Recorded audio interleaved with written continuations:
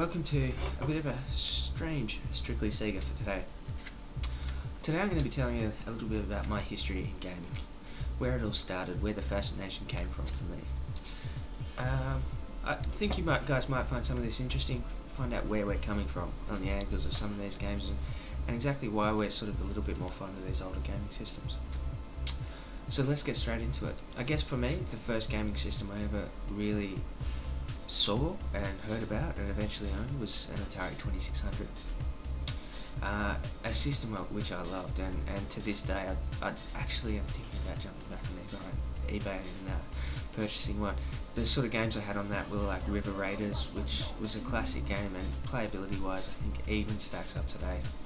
Really does. I know that's a lot of people use that as a bit of a throwaway, but I honestly reckon that game is still entertaining and hard. What else did we have? We had games like Frogger, the classic brick games, the ping pong, all that sort of stuff. You know, there wasn't a lot of variation in the games, but they all had pretty consistent control movements and something you could really master. So moving on from there, I guess a lot of people out there may have experimented with a lot of other systems and stuff. For me, it was, you know, we didn't have a lot of money back then, so I was pretty limited in what I had. So it was the Atari 2600. The next really gaming experience I can remember is going to I guess what you would call an outback pub with my parents in around the mid to late 80s, and seeing an arcade machine there. It was the first one I'd ever seen that wasn't a pinball machine. It was the classic Space Invaders machine. You know, that semi-rare these days. Loved it. Just was in awe of it. It was 20 cents a game at the time, and I was just hanging to get those 20-cent pieces in. Still, you know, these days that's about $2 a game with the rate that inflation works. So even then, it was a pretty expensive game to play. Moving on from there, I guess later primary school to early high school, Master Systems were around. I sort of had in my memory banks that I did own one of these for a little while, but I don't think I actually ever owned a Master System, but I know I spent several hours cranking these machines.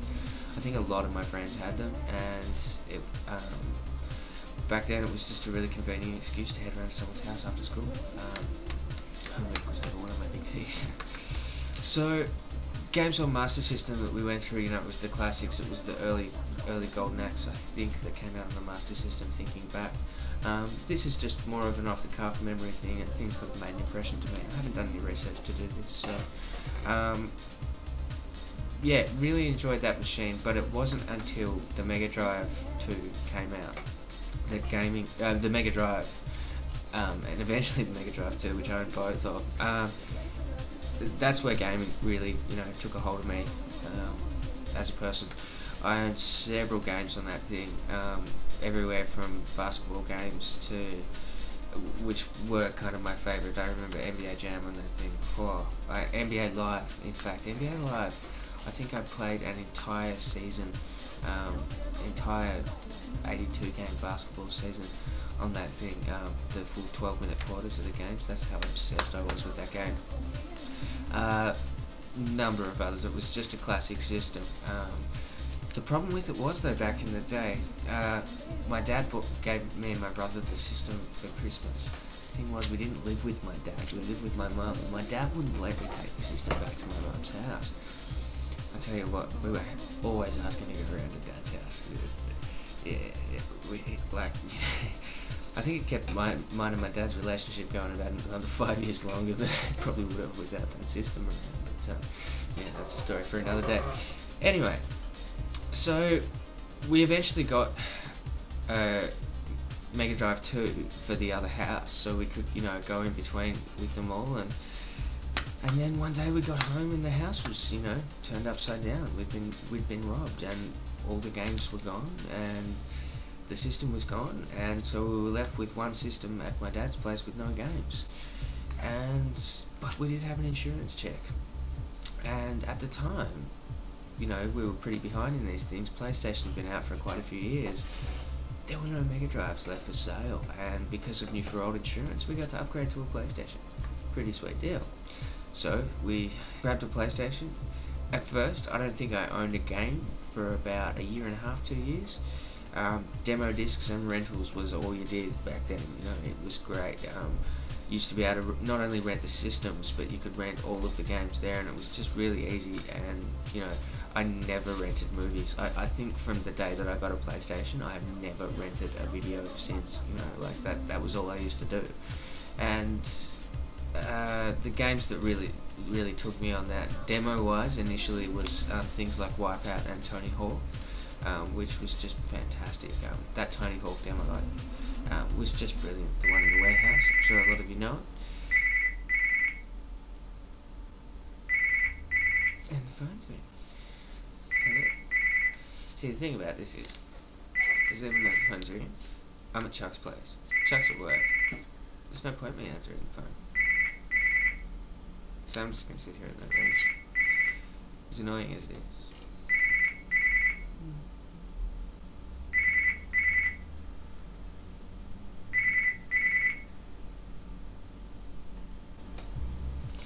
So, we're back. Tony Hawk was one of the best. Was a great game. I'm sure you all remember the warehouse level. I could get up into the rafters and drift around forever in that game. You know, I was up in the hundreds of thousands of points by the end. I just loved it. Wipeout was fantastic. You never got that full lap in. You could almost get to the end, but you never got more than that full lap in. It was such a tease. Eventually I got into Porsche Boxster, which I think was really the start of my affinity with racing games. After that, Gran Turismo, you know, I'm one of those people that, you know, just could not get enough of the racing games after that. You know, I've mentioned The Sims, which I have sim games and puzzle games, not The Sims. I just want to specify that The Sims I hate. I think it's terrible. If I wanted to live real life, I'd live real life. That's why I play games, to get away from them.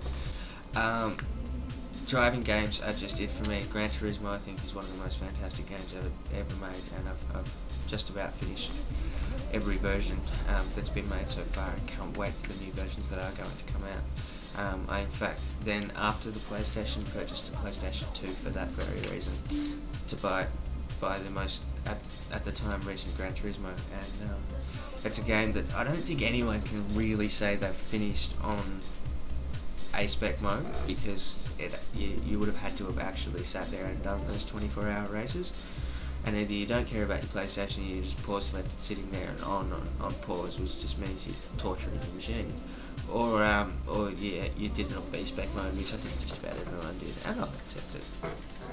So that sort of PlayStation 2 I had for a long time, but pretty much just with Gran Turismo. Jackie started getting a few more PlayStation games, even though he didn't have one. That ended up coming here, and I took possession of our jointly owned Xbox, which I still have kicking around at home. Doesn't get a lot of use these days, but there are still some games, again, mostly the driving games, Need for Speed, stuff like that I like to pull out and crack around on a lot of the time. But realistically, most of my gaming is done here, with the selection that I can sure you can see over my shoulder. You know, it's hard to want to game at my house. So I hope this has sort of given you a bit of an insight into me and my gaming history. Yeah, if there's anything else you'd like to know, send us a question to the page. And, yeah, I hope this has been an informative episode of Strictly Sega. Look forward to hearing some information about Chuck's history with gaming, which I think will probably need about 4 episodes. So yeah, just stay tuned for that.